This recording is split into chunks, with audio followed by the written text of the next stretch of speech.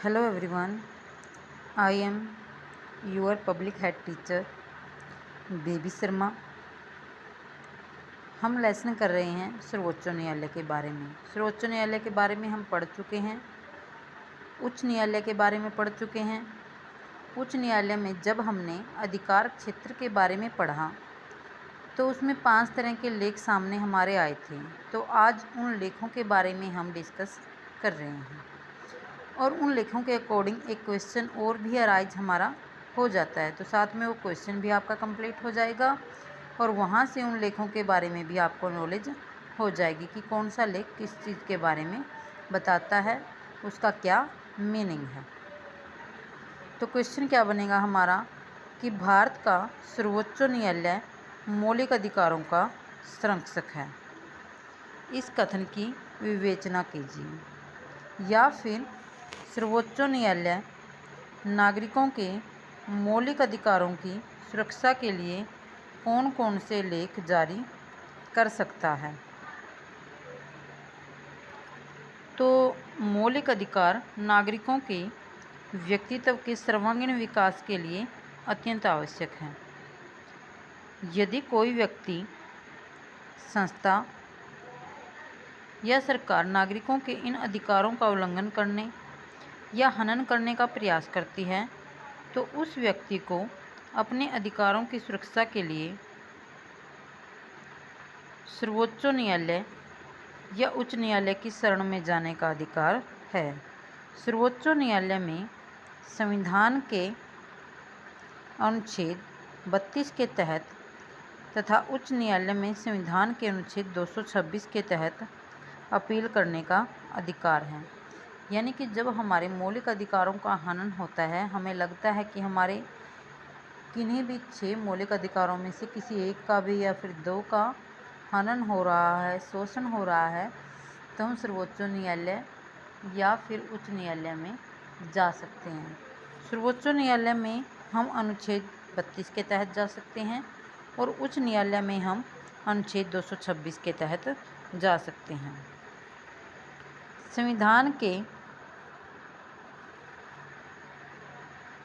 अनुच्छेद 32 के तहत सर्वोच्च न्यायालय को यह शक्ति दी गई है कि यदि मौलिक अधिकारों के उल्लंघन का कोई मामला उसके पास आता है या लाया जाता है तो वह नागरिकों के अधिकारों की सुरक्षा के लिए निम्न 5 प्रकार के लेख जारी कर सकता है। तो फर्स्ट रहेगा हमारा बंदी प्रत्यक्षीकरण लेख। हेबियस कार्पस लैटिन भाषा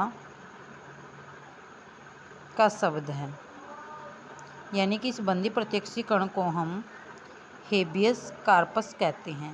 क्या कहते हैं? Habeas corpus. तो ये लैटिन भाषा का शब्द है जिसका अर्थ है हमारे सम्मुख शरीर को प्रस्तुत करो। यानी कि पूरी की पूरी बॉडी ही, यानी कि पूरे के पूरे व्यक्तित्व को ही पेश होना पड़ता है। इस आदेश के अनुसार न्यायालय किसी अधिकारी या पुलिस को जिसने किसी भी व्यक्ति को बंदी बना रखा हो उसे 24 घंटे के अंदर अंदर नज़दीक के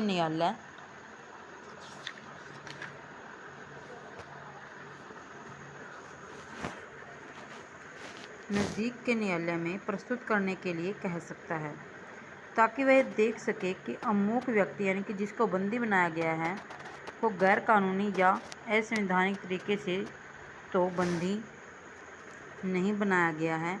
यदि ऐसा है तो न्यायालय उसकी रिहाई के आदेश दे सकता है। बंदी मीन्स यानी कि किसी को बंद करना, किसी को पकड़ लेना। अगर उनको ऐसा लगता है कि किसी व्यक्ति को बंदी बनाया जा रहा है तो 24 घंटे के अंदर उसको किसी अधीनस्थ न्यायालय में ले जाया जाए, तो वहाँ उस व्यक्ति के बारे में पता लगाया जाता है कि इस व्यक्ति को गैरकानूनी तरीके से तो बंदी नहीं बनाया गया। अगर ऐसा होता है तो उसको रिहा कर दिया जाता है। सेकंड है हमारा परमादेश, यानी कि मैंडेमस। तो आप इसे इंग्लिश में भी लर्न करें और हिंदी में भी इन वर्ड को याद करें। अगर आप हिंदी में नहीं करना चाहते तो कोई बात नहीं, इंग्लिश में कर लें इनको, क्योंकि यहाँ पर आगे हमें एक इस भाषा का वर्ड है वो यहीं से करना है फिर। तो मैंडेमस शब्द लैटिन भाषा का शब्द है जिसका अर्थ है हम आदेश देते हैं, परम आदेश। देखो, अगर हम इसका संधि विच्छेद करते हैं तो इसमें 2 अक्षर निकल कर आते हैं, परम प्लस आदेश। तो आदेश यानी कि हम आदेश देते हैं।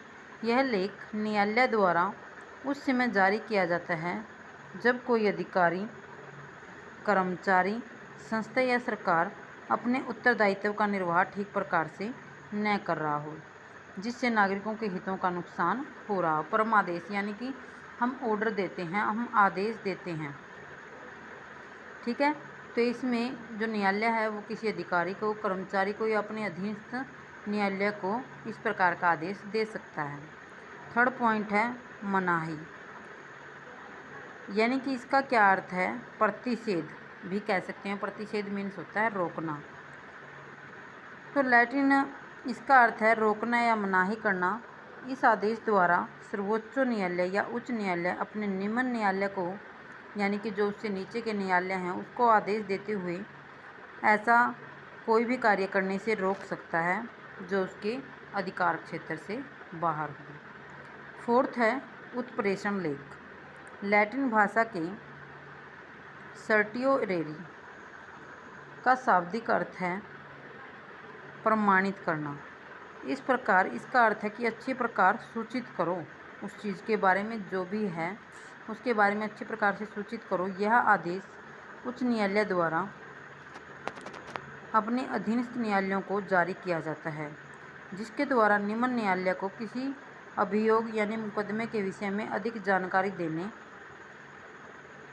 का आदेश दिया जाता है। यह लेख निम्न न्यायालयों में मुकदमों की सुनवाई शुरू होने पर भी या शुरू होने के बाद भी जारी किया जाता है।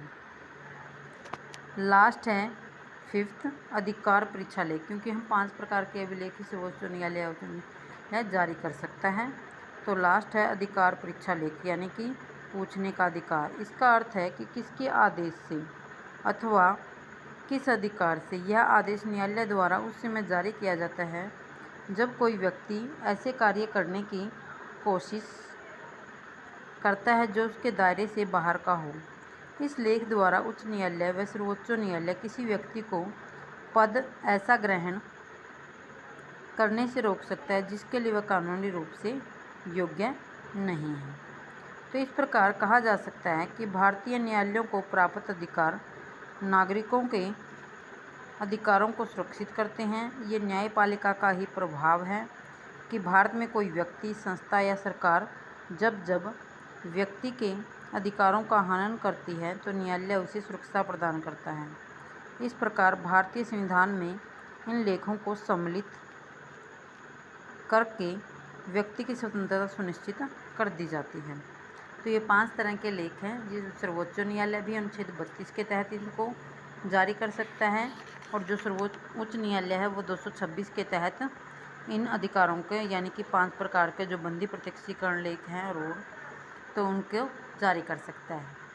तो इस तरह से इनको अच्छे से लर्न करें आप।